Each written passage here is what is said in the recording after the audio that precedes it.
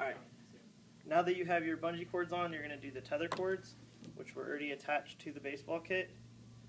So you just take one, you're going to go this particular way, you're going to go right through the D-rings on the bottom of the frame, and then through the D-ring on the back. Then you're going to come back and do it again on this side.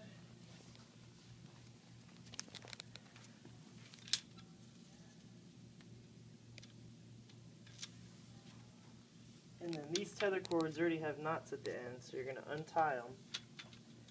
And you should have had a small piece of bungee with two connectors on it. And you're just going to attach those to one end of the tether cord.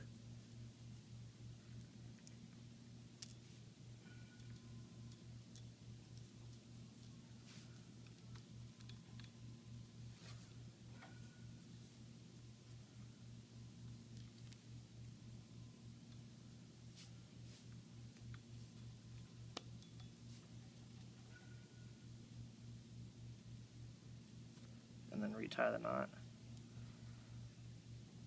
Then you take that small piece of bungee, which was the rear bungee tensioner, you're going to run it through the O-ring that was on your height adjustment rope, and then connect your other tether cord. So same thing you did on the other side. You're just going to untie this knot,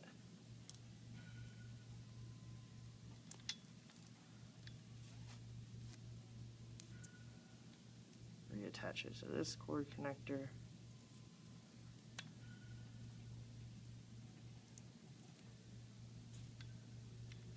and retie. Now you should be done with your cables.